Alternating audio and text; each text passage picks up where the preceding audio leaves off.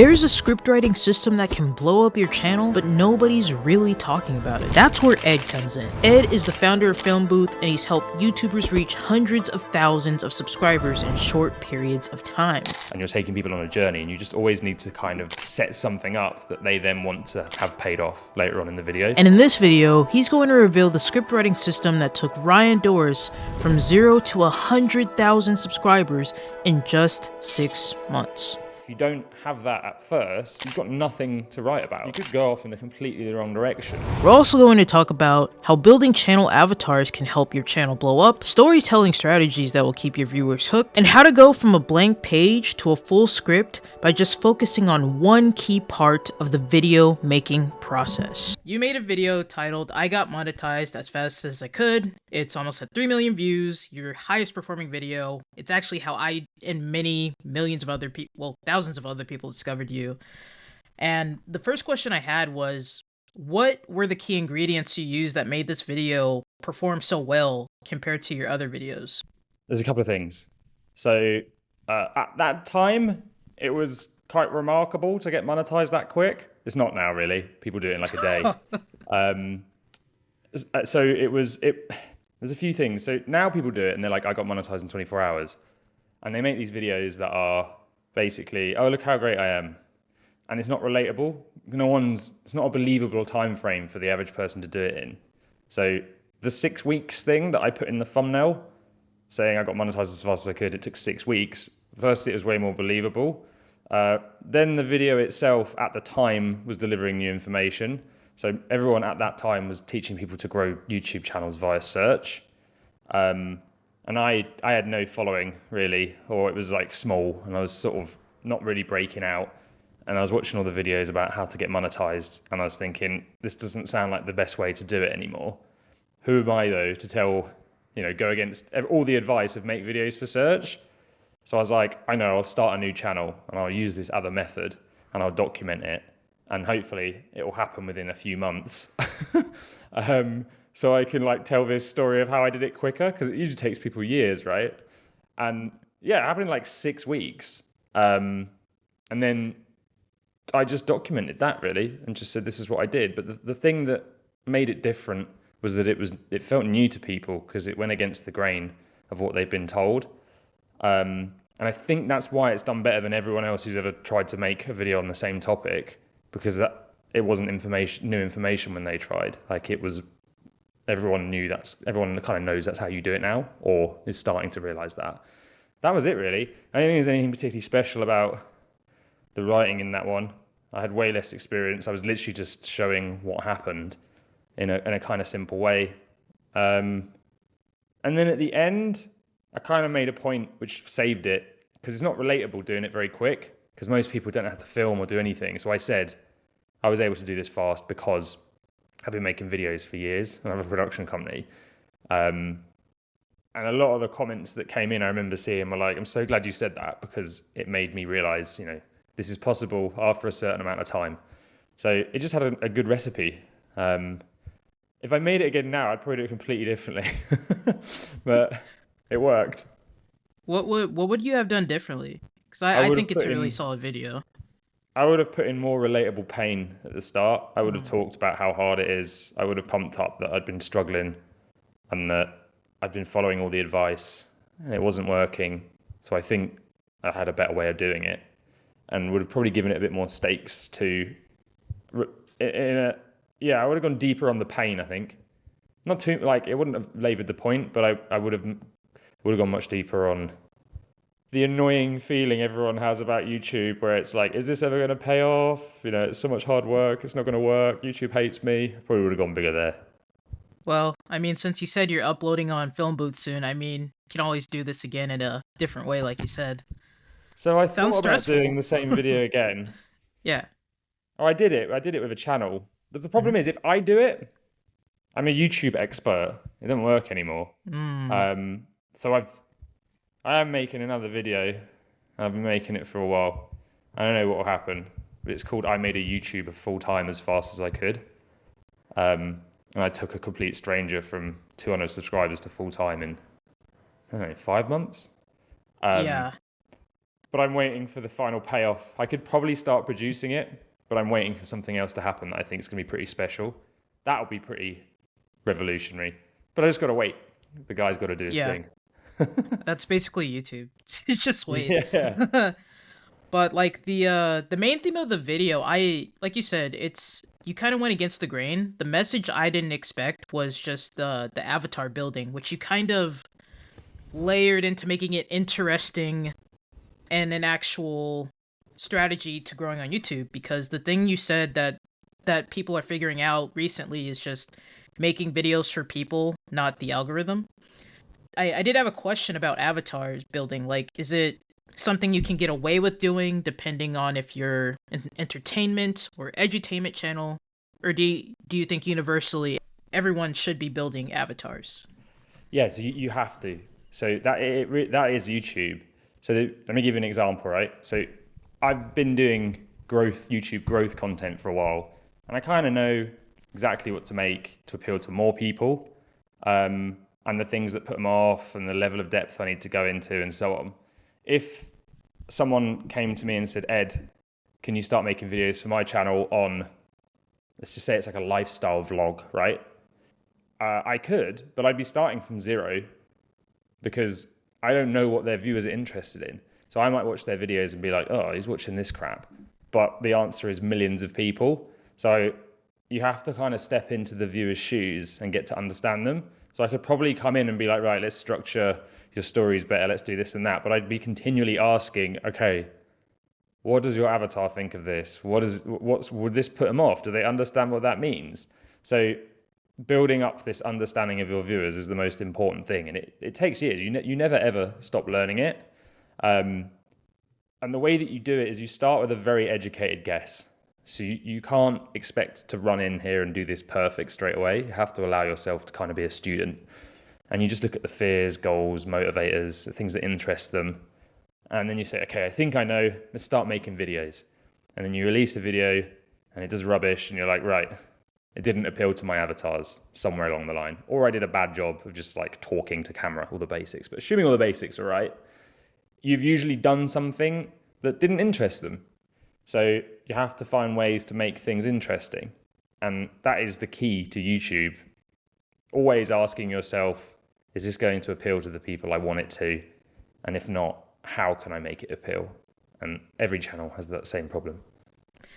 What you really put an emphasis on is really just making and building a community that watches your videos and they return to watch your videos, not just one-off people. The problem with trend jacking is some trends are bigger than others. So a lot of people, when they hop on a social hack, trend hack, and they're like, my next video doesn't do as well. It's like, well, it just doesn't have a potential audience size that can. You're not going to magically make people interested in a celebrity they don't care about unless you don't show them in the thumbnail and title and you find another way to hook them. But it can be very up and down. So the biggest thing that you put an emphasis on, and which I finally learned it to break this habit, but so many other YouTubers haven't yet. But why do you put so much emphasis on finalizing the title and thumbnail packaging before even starting to write anything? The same reason people don't build a house and then go, cool, let's pop the foundations underneath it. It doesn't work. So your thumbnail and title in YouTube determines the hook, what the video is going to be about, the setup, the payoff, and it gives your viewers expectations as the things they want to discover. If you don't have that at first, you've got nothing to write about. You're just kind of like, you could go off in a completely the wrong direction, and then you come back and go, cool, what do we title this? You literally cannot do it that way. You will fail because you need to make a big claim in your thumbnail and title to get people interested. If you don't have a big claim, why are they ever going to click? But then if you make a big claim, you've got to work out, well, how do I pay off this big claim and make it good and make it not clickbait? And that will then force you to make content that is paying off the huge claim. If you don't come up with this like big claim at the start, well, you make an average claim and then you write an average script. So it literally is, it's the start line. And if you do the script first, you're screwed. It just doesn't work. Actually, there's a lot of people that do the script, record, and edit, and then they do the packaging last. So Yeah. So the packaging, I would put a video a day out if packaging and thumbnails, like I could do that, right? I could write a script in the morning, I could film it and do a simple edit and just do that every day. The packaging is the bit that takes the longest for every video. It's why when I do Film Booth, I can only put 2 out a month. It's not necessarily how long it takes to make the videos, it's how long it takes to come up to work out how to position an idea. Because if you then go and put a lot of effort in, you need to make sure that you think it can get a click as well. And if you don't think that can happen, then it's like, well, don't put the effort into the content. So yeah, if you're doing it script first, you're gonna lose. I'd say you're 90% more likely to fail. yeah, I've experienced that. Like, it's really hard to break it because let's say we make a general video about how Pixar screwed over Steve Jobs, right? Like that's just like the whole basis of the video. So I write it, I record it, and then for my title and packaging at the end, I just make a general thumbnail that kind of paints that picture. Like, is there? You can't really get away with that, can you? Well, writing the script first is saying, I want to make a video about this. Mm-hmm. Packaging first is saying, I want to make a video people will click on and are interested in. One is very much heavily focused on the viewer, the other is just focused on you. And that's not going to win on YouTube. Yeah, and that's essentially what we went over previously, making it for people and not the algorithm and not yourself, essentially. Always the viewer. And it's a shame because people are like, oh, I don't want to talk about that. And I'm like, I want to talk this other thing. And I'm like, that's fine. You talk about it. It will flop. It won't grow. And if you can handle just making videos and not growing, that's fine. But most people will break and quit. And the reason that they will quit is because they're not playing the game properly. And there's a I don't know what it is, but a lot of people just don't want to do it this way around. There's this real resistance. But then they'll say, oh, yeah, I'm not growing fast enough. And it's like, yeah, this is the reason. Just do it the other way and things will change. I literally can't express that enough. What strategies or advice do you have for creators that really just have what I call blank page syndrome when it comes to writing a script? Start with the thumbnail and title. You can't have a blank page when you start with a thumbnail and title because you instantly have a direction. You know what your video is going to be about. And you're going to know, okay, there's what things do I need to pay off based on the claim of this thumbnail and title. So that solves so many problems. And then the next thing I do is I literally just look at the thumbnail and title and say, what 3 questions will a viewer want the answers to when they see this thumbnail and title? And if I want big views, I need to think about the top 3 questions people are going to want to know. And then I look at those 3 questions, and that's the 3 things I have to pay off in the video. You can pay off more things, you can put more content in, but that has then given you the content, and then you just build it around that. That's the easiest way to get over the blank page.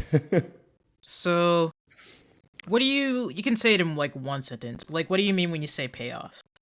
So payoff, so let's say the title is 5 mistakes that keep you broke. The viewer's going to want to know, what are the 5 mistakes? Am I making them? If I am making them, how do I solve them? So I would make sure all those 3 things were explained. So what are the 5 mistakes? Every time I taught a mistake, that's paying off 1. And then by the time I got to the 5, all 5 are paid off. So you have the setup, which is saying, this is the, in the simplest form for like a talking head, this is kind of what the video is about. And the payoff is completing that. It's like a circle. So yeah, you just pay off the things you think the viewers want to know based on the packaging. Yeah. I'm saying that with the example I gave of like how Pixar screwed over Steve Jobs. The 3 questions that come is like, okay, well, why did they screw over Steve Jobs? How did they screw over Steve Jobs? Did Steve Jobs do anything? And that, to me, that becomes like some of the questions you can write about that people will be interested in, depending on the thumbnail. A lot of the content I make is very educational.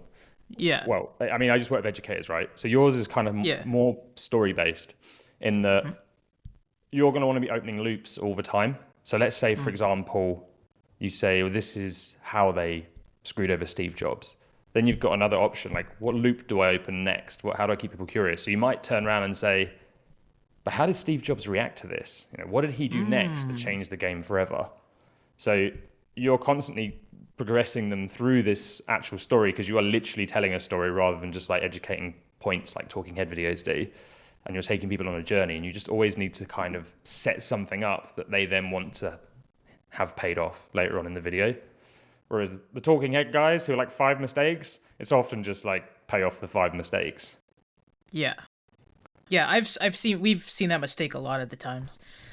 Like they'll just say it all up front, and it's like, well, video's over, and it's just 2 minutes out of a 10-minute video. It was like, point number 1, don't go on social media.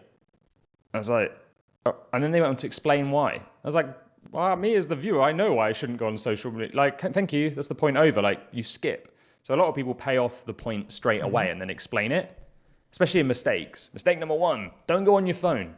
Like, nobody needs any more information. We are naturally impatient, right? We want to move on to the next point. So there's no hook. You've paid off everything. And that's kind of like a big mistake that people make, is they come in and they give all the information away first rather than working out how to unpack it in a way that takes people on a journey. So they kind of start to figure it out for themselves. And then you say, and that's why you shouldn't go on your phone. And the viewer will be like, oh yeah, that's good. Yeah, like that's what you do really well. And this follow-up question goes with that. Like, a unique angle you've done really well is like the use of similes and metaphors to explain whether it's like a complex topic or a boring topic, because there's so many times in the beginning of the video you'll have like a chain, for example. These 5 chain links will explain how they fit together to do, just something crazy. So how did you figure out that those work in videos? So the way I figured this out was I made a video I deleted all these videos off my channel ages ago, and I made a follow-up video explaining what had happened, because basically my channel blew up after I did it. And it wasn't because I deleted stuff, it was because of other things. But I made this video, and I remember writing it being like, wow, this is going so deep, people are going to love this. This is some of the best information I've ever put out. And you could see in the retention, the second it got to the depth, everyone just left. I was like, they left at the best bit. And I was like, oh no, they left when it got hard. They had to think. So I was like, what if I make a video where they just don't have to think? And I wrote the chain one. And I was like, well, it was literally, YouTube is a chain. If the chain breaks, it doesn't work. There's 4 parts to the chain. You need to understand your avatars. And I just, like, you could describe the entire video in a sentence. And I made it, and I was like, oh, I'm gonna get slaughtered for this. And I put it out, and yeah, it got 900,000 views. And I did get slaughtered for it. Lots of comments. This is so basic. How is this guy getting so many views? But what people don't realize is, it's about making the viewer feel smart. And for us who are kind of deep in the knowledge, sometimes the stuff that feels very basic is actually the most powerful and the foundational stuff that people have to get right. So this metaphor just enabled the very basics and the foundations of YouTube to clip to people, because they know that when a chain breaks, it doesn't work, right? So yeah, it was just a test. And then after that, I was like, right. And then I just kept using them more and more. And every video I'd be like, is there a really simple way to explain this? And you could see in the retention, like the metaphor comes on flat, and then the metaphor finishes and it starts to go down again. And then the metaphor is the thing that people are emailing me about, being like, oh, it finally made sense when you showed it to me. And that's kind of the thing, is you take something and you make it physical. So I often use cups, water. So you take a theoretical concept and you make it into something physical, and you just show it, and it just clicks, and it just makes it easy to understand. And then when people understand, that's what boosts your credibility, and that's what keeps them coming back. And to me, that's a great way to grow a channel. Yeah, like I think you're honestly one of the few masters on YouTube that have figured out how to turn just basic concepts into interesting things to watch. Because the video that came in my mind while you were talking was like, it was like you were like going in the past of YouTube mistakes you made, and you're like in a garbage can. That was your time machine, and it was really easy to follow, but in an entertaining way that like, oh, okay, he's going back in time again, or he's going forward to future Ed. And it's, yeah, I think that just keeps people's retention, and people just really, I guess, think it's silly to use props and stuff, but I think that is a really silly video. I just remember thinking, let's have some fun with this. So every now and then I write a video to me, and I'm like, I I just go and do weird stuff that I find funny. I break the rule where I'm Okay, like, that's fair. right to the viewers, I'm just like, screw it, this one's for me. And they generally do okay, right? Because my viewers have similar sense of humor. But it's just a case of asking, how can I show this rather than tell it? And then giving yourself time to work that out. And that's when you can come up with stuff. But at the same time, it is a bit of an art. The more you practice it, the better you get. And the more you start to realize, okay, this isn't going to work. Like, I think a big mistake people make is they're like, oh, I came up with one, not a good one. So sometimes we need to, we have these wild ideas. We need to can them. And I've definitely done some stuff I shouldn't have done. But you learn, right? And it's about experimentation. I wanted to know is like, how do you balance the use of visuals and just narrative writing story when it comes to retaining viewers' attention? It's all down to viewer expectation. So some people just don't want editing.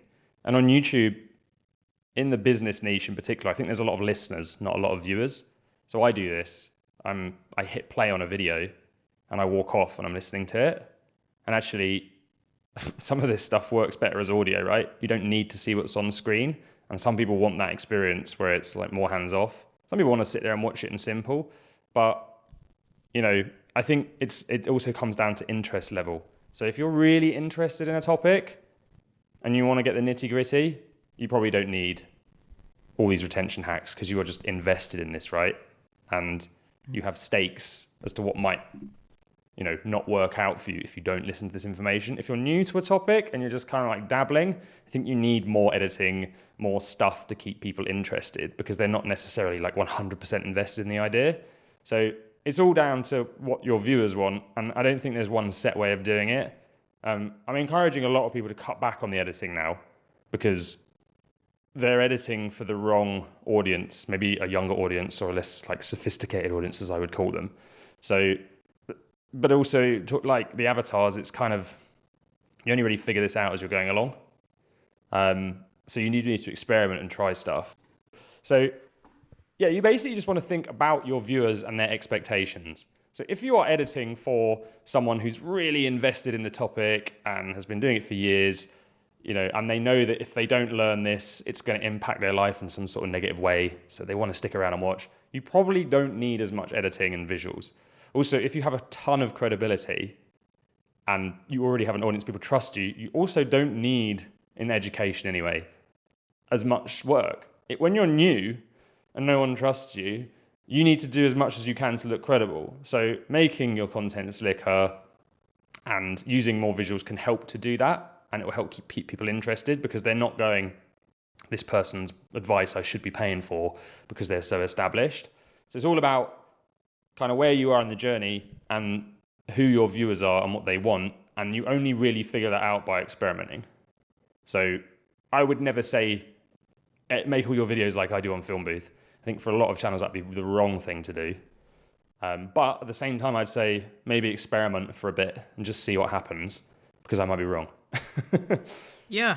I mean, it's basically that thing of like, you just make a video, it only took you a week or so, you put it out not expecting much.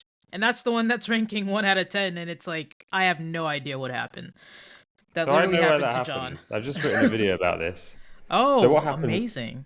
is, my best performing videos of all time, so you mentioned one, the first, like 3 million, 2 or 1.7, I don't know. There's a few with a million, right? Mm-hmm. When I was up and coming, and I grew very quick in the niche, like I just appeared, right? And everyone was like, what's going on? Because this guy appeared from. You go for this huge growth. And then like the view numbers, I was getting like 100,000 views in the first week, say, which was pretty crazy in my niche. And then it kind of stagnates. You just maintain. So you're not like going to 250,000, every video. And I was like, I need, I'm going to get forgotten about if I don't keep growing. What do I do? What do I do? Like, what was the pattern that made these other videos explode? And I said, I think someone was in the rooms with me. I was like, it's crazy because these ones were so easy to come up with the ideas for. And then I was like, oh, I've got a little bubble in my thumb there. I didn't even know it was happening. I was like, oh, these were easy to come up with. So I was like, I realized that the best ideas, once you've been doing YouTube for a bit and you start to understand your audience, the best ideas are usually the ones that just come to you straight away because they're so obvious that your viewers are going to love them. So now what I do is, if I'm fighting an idea and I'm trying to package it and it's a struggle and the thumbnail and titles, I'm like, it's not working, I just leave it and move on to an easier one.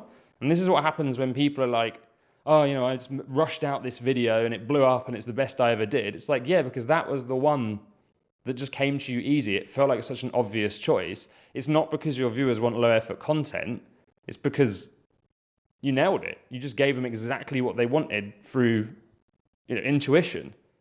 But it doesn't happen every time. So the mistake people then make is they'll go and make another one. They'll be like, I'll do another low effort one. It's like, oh, it didn't work. It's like, yeah, because it wasn't the perfect video that just came to you in an instant. So if you're ever fighting and you're really struggling to come up with a story or an idea or a bit in your script, just stop, ask yourself, what's the most obvious thing for you right now? And try that instead. And it can often work really well. The trap that the beginners fall into is they're like, oh, This is an obvious idea to me. But it's like, no, that's not a good idea. The guys who've been going a bit longer will have an obvious idea that will actually, it will feel obvious because they've actually started to understand their viewers and it will feel right to them. So there's a fine line between just being like, this is a great idea for me and this is a great idea for YouTube. And I think at a certain point, the two become one where you just know what people want. I think Mr. Beast talks about this all the time. He's like, I just know what people want now. And eventually you do get there, but you don't want to assume you know that straight away. Yeah, so essentially you could say that most of YouTube's success comes from I'll put quotation marks, the most boring parts, like the beginning parts of the idea and the packaging.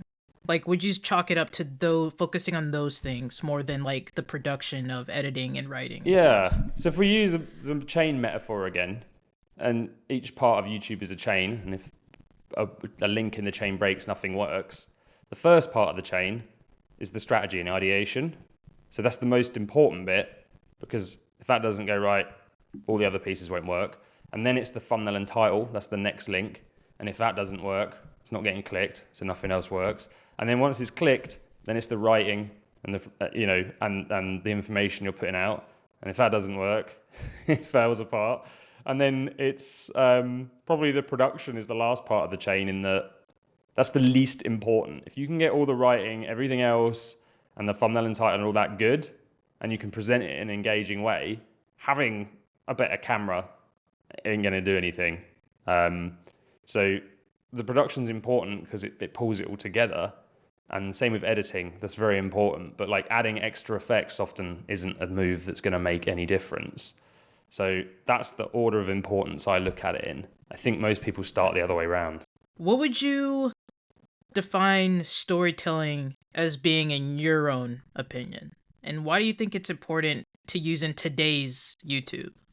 Storytelling is just showing a transformation of some kind. So if you do a challenge, you need to have, your character needs to end up changed by the end. And what that end result that has on the viewer is they end up changed too. So you want the viewer to walk away feeling different, confident, inspired, feeling something basically. So to me, that's the whole point of it, is to make the viewers see a change, reflect on themselves, and then feel inspired to make that change in their own life, knowing how. And that's what for educators makes it so powerful, because if you just list off things, you don't create any feeling, and people will just listen to one of the 10 points and go, oh yeah, that's interesting. And then they kind of move on. They're not leaving their desk going, oh, it finally all makes sense now. And that's why I like story. Yeah, that's there's a few channels where I felt that, where it's like you're just kind of listing things off, and I got bits of and pieces of information here and there. But recently watching Joshua Mayo, because I am subscribed to him, I did leave a little transformative like, oh, there are little simple things you can find that make money. Will I do them? No, but I know about them now, so that's pretty cool. Yeah, I mean, there's different levels of using story as well, right? So yeah, I do two types of video. I do one that is literally a story from start to finish that documents some sort of thing I tried to do. And then I use little anecdotes and little stories within like a talking head to make a point. They're two kind of different because, well, they're not really, well, they are and they're not. If I'm doing a big story, I document something and then I'm like, well, what's the story I tell?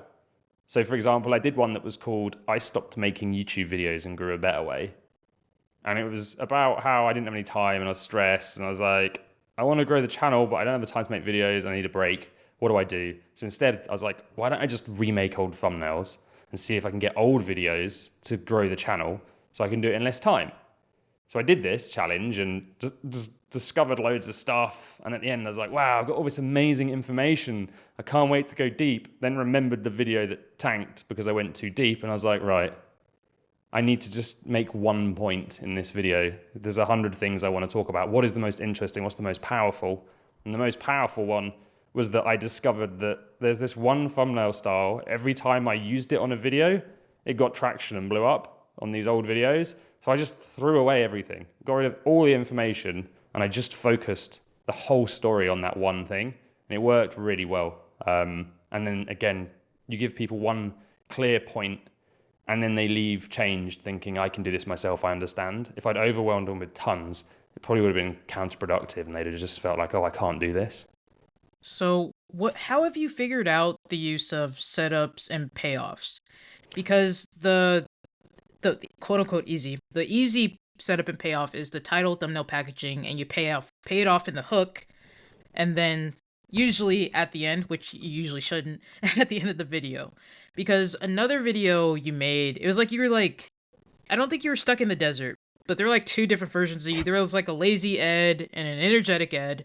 And then you said, by the end of this video, I'll explain why Beyonce does this thing. And it's like, that's also in the viewer's mind of, what is he talking about Beyonce?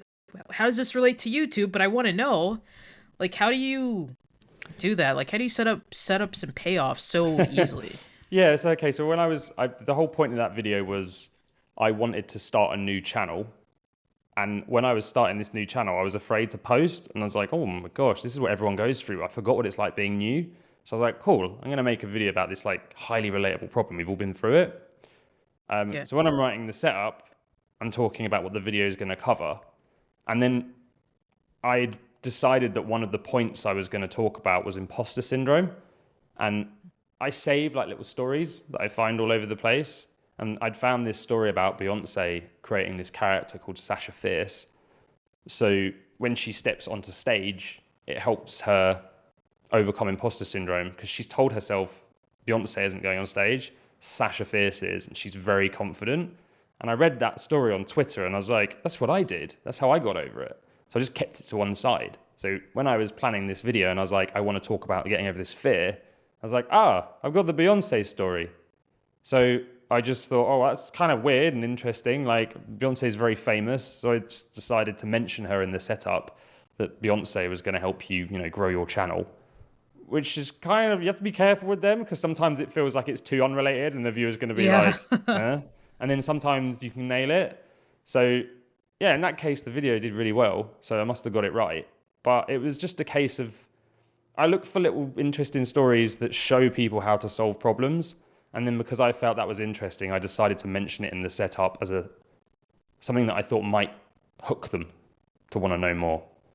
Yeah, so for your story bank, do you like categorize it based on feeling or No, I have emotion? a dirty dump. I just throw a load of crap in. All right.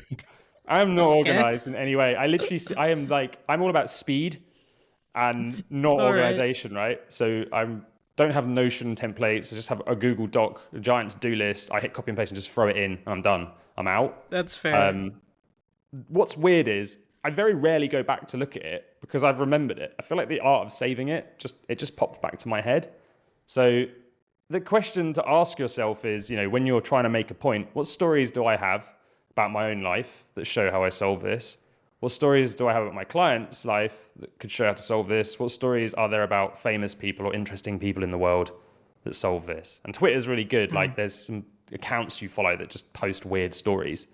And I like saving them because I'm like, oh, that's a relatable YouTuber problem that person's overcome. Maybe I can bring that into a video.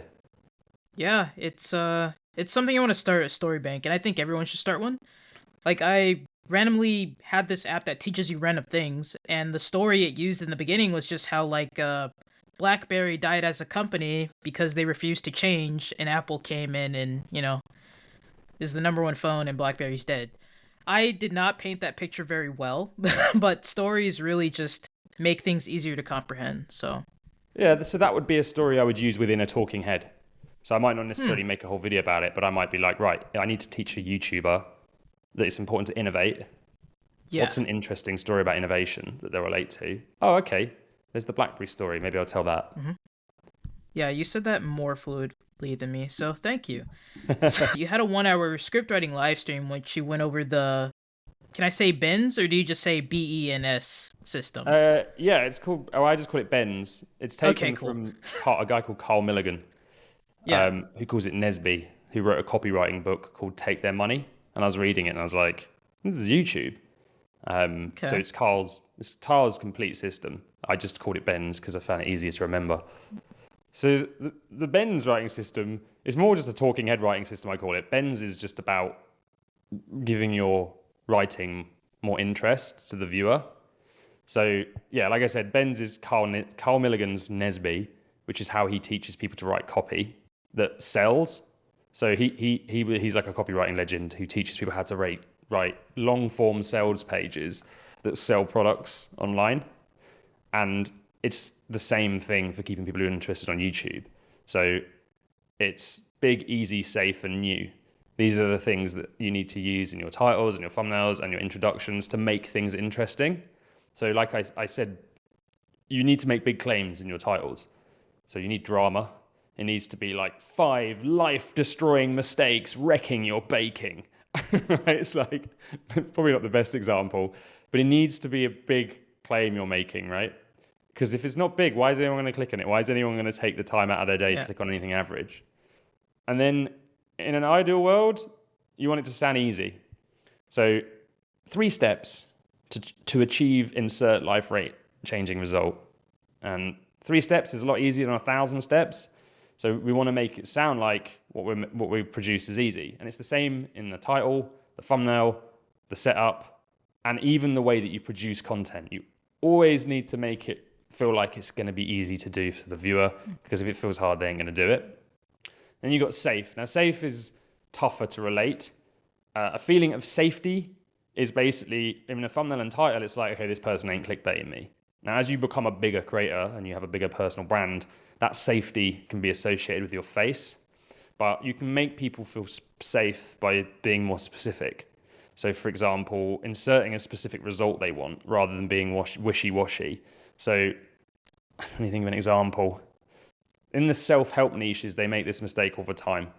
They'll put a title that will be like, do this to raise your energy. And it's like, okay, some people know what that means, but what you should have written is, do this to, and I don't actually know what that means, but it's like, do this to be happier, right? This means something more to more people, but you would be more specific, like do this to be happy in your 9-to-5 job, something like that. So the more specific these titles feel, the safer they can feel too, because we don't tend to make up super specific things. Lies are often a bit more general, and it just builds trust. But also at the same time with titles, you can't be too specific with the content and idea, because you'll make your audience size smaller.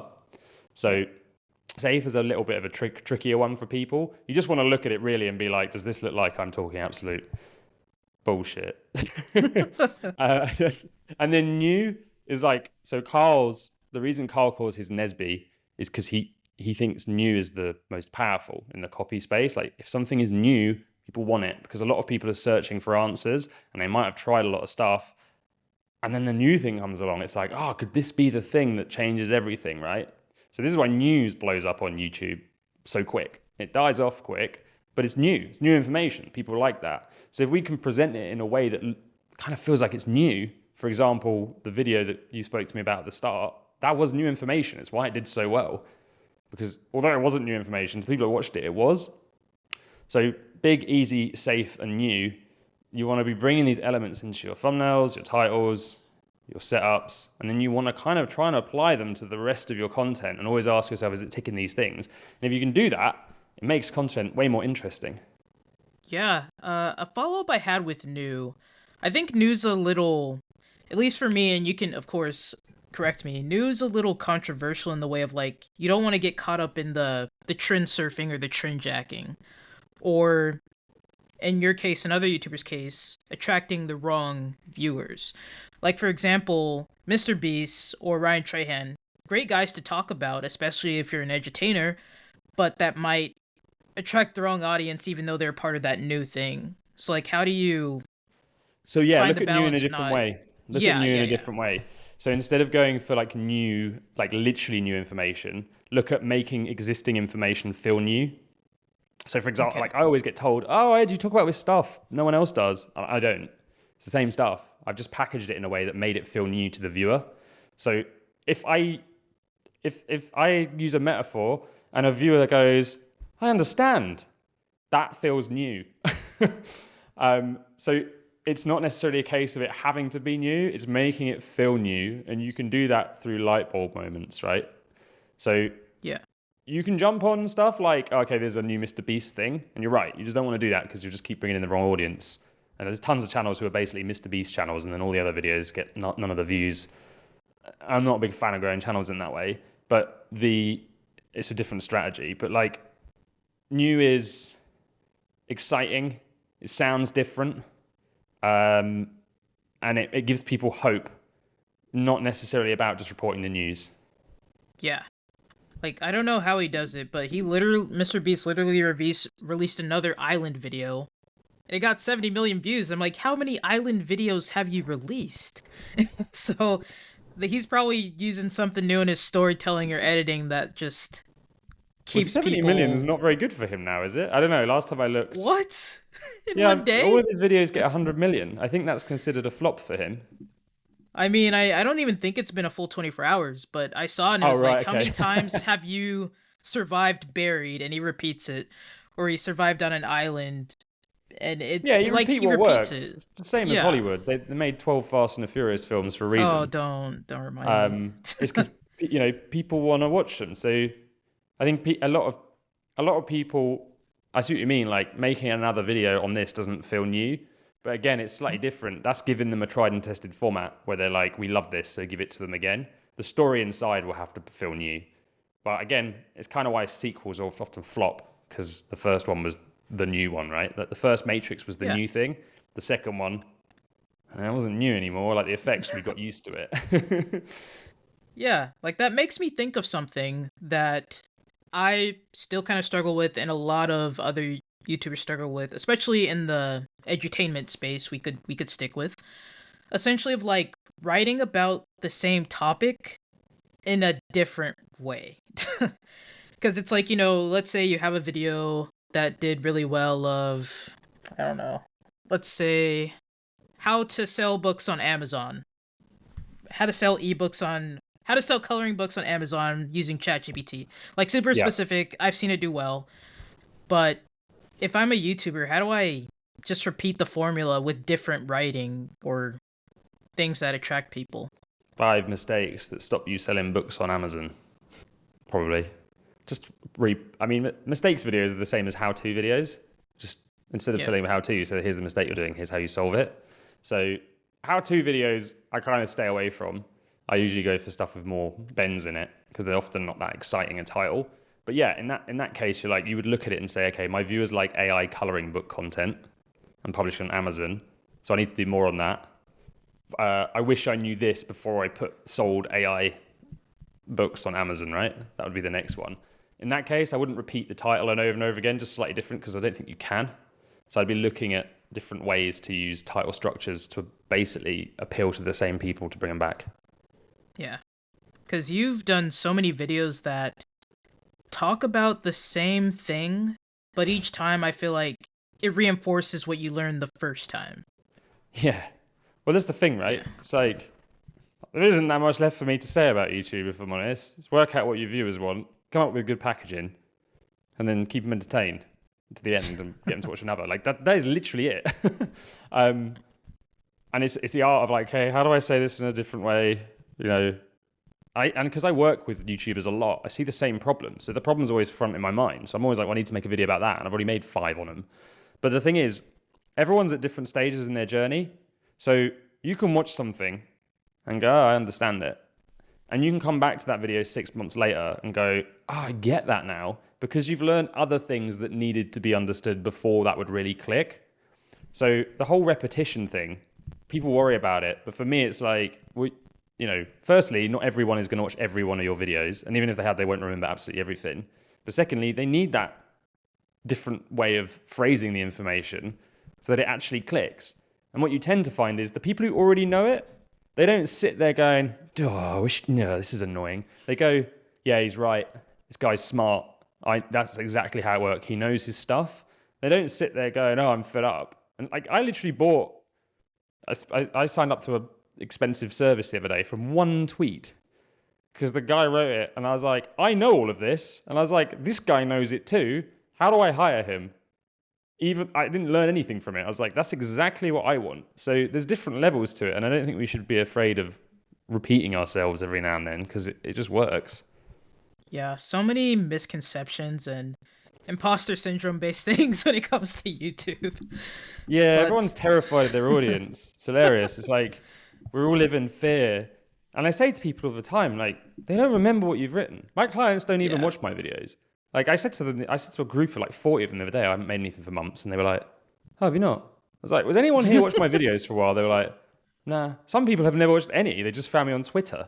So it's like, we put way, way, way too much importance on making sure every video pleases this imaginary viewer we have in our head who's watched everything. And the only person who that is us. Yeah, that's great feedback. These are like really good reminders for me, so thank you, Ed. But another buzzword that's hitting the scenes more than usual. Do you think that video retention is as important as people make it out to be? The problem I have is you can't judge it because depending on who's watched the video, the retention graph, for example, looks different. So when you launch it, it goes out to your community. They're always going to make it higher because they trust you. When it gets pushed to a cold audience, it's going to get tanked. But YouTube's going to keep pushing it. So I literally just base it on views. And then all I use the retention graph for is to look at and go, all right, what did my initial viewers think of this? Is there any points that put them off? And then I'll leave it a few weeks and come back and be like, what did the colder audience who YouTube eventually pushed it to think? Okay, I can see that they didn't like that really weird joke, but my community did. So if I want to break out in the future, I'll cut out the silliness. Any data now at all, I just look at retention graph just to try and work out if I'd done anything that really put people off. Otherwise, I just look at the views and I'm like, all right, probably was the title or the thumbnail or the content. And I'm at a stage where I'm like, does it even matter? Am I trying to grow my following right now? Not really. I'm just trying to maintain it and grow a business and have a great life. So the more we get caught up in it, the more stressful it becomes. And I often think most people don't even know how to interpret the data. So they just end up wasting their time. If you just look at the view number, that's good enough most of the time. It's telling you everything you need to know. The most time I've spent on the retention graph is to mainly just, and I want to know if you believe in this philosophy or not, or if you have in the past, but just seeing where, in terms of writing, okay, this hook dragged on way too long and people dipped within like 10 seconds. Or like seeing like a joke that spiked a bit, but then it went back down. Like, do you believe in that kind of stuff, or is it just like, I don't go that granular. It doesn't matter. I just look at it and I'm like, is there any obvious dips? And I'll be like, I don't have the time to go that granular. If you are an entertainment channel and your whole business and your future depends on getting more views, it makes sense. For me, it doesn't. My actual future depends on building credibility with a small group of people and then building a business. That's it. And so me analyzing going, could I got an extra 1,000 views out of that? It's not worth my time, where I could look at my landing page and say, or could I change the copy on this to build my business better? And that'll nearly always get a quicker result. So for me, I've hit a stage where I'm like, I'm not trying to just get better and better at YouTube anymore. I'm just trying to keep the following growing, keep people entertained, keep people informed, have some fun with it. But I'm not going to go to a level where I'm obsessing over data because I don't think you need to unless you're a giant channel really reliant on ad revenue and you really want to become a big channel. If you do everything, if you do all the planning and the avatars, if you do all that right, you literally don't need the data at all. You can just look at the views and go, cool, nailed it. Yeah. The thing with data is it's like people, they'll make a rotten apple and then they'll look at the data and be like, oh, how do we use this data to try and make it unrotten? And you've already posted it. Where if you just started off doing everything in the order I've just spoken about on this, putting the effort into the planning, you'll see the right data reflected and you'll have like a quality apple You won't be trying to optimize something that sucks after you've posted it. Yeah. I don't think they should even open the data until people have got a certain amount of like subscribers or experience, because it's just so counterproductive for most people who go in and they're like, Ed, my click-through rate's down. I'm like, okay, what do I do? I'm like, well, just come up with a new idea and try again. Just look at that and go, all right, this video didn't do very well. Why? Okay, it was too specific a topic, or that's a topic that isn't validated by outliers, and then just make sure the next one is, and then you'll do better. But they'll generally just not. Some people get it and they're like, okay, I follow the same system and it'll work. Some people just always go back to what they want to make. And those are the guys that spend hours looking at data going, it's not working. I think that when it comes to YouTube, there's so many skills attributed to it that you have to learn and do by yourself. And I think when it comes to talking to people, writing is one of the ones they really do not enjoy. And even with the writing of scripts, they don't know how they're improving. So the question I have is like, what's a measure of knowing that your writing has improved or made a difference for your audience?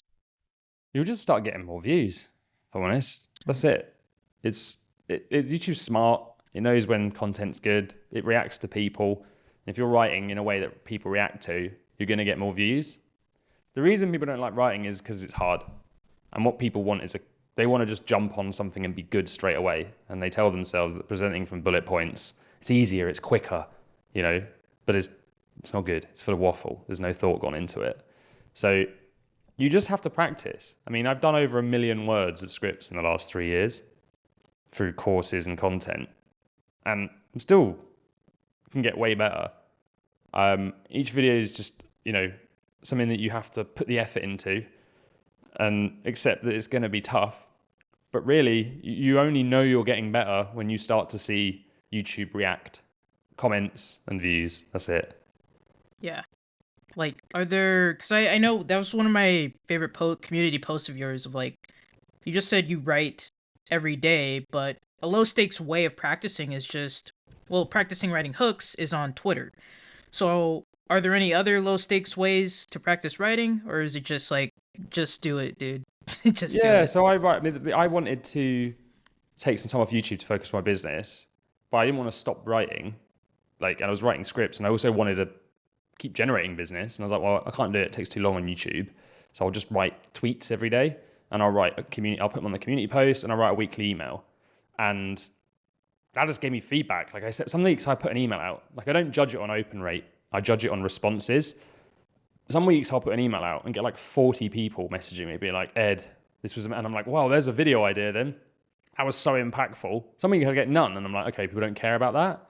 So you can find ways of improving your writing and getting into a feedback loop with your audience. It doesn't require you to spend weeks on a video. That's much quicker, and then you can take that information to the video. It's the same with tweets. And then you can repurpose videos and put them as tweets and community, and then you can repurpose your email and turn it into a video. So you can create this much faster feedback loop. So I would recommend looking for a written platform. I don't think it should distract you from YouTube. You got to use your time wisely here. I was in a position where I stopped making YouTube videos and went to just focusing on written short form posts. Don't try and do both if you're not already cracked YouTube. But yeah, find something where you can practice, build a following, and get better in multiple places at once. And that's why I like writing.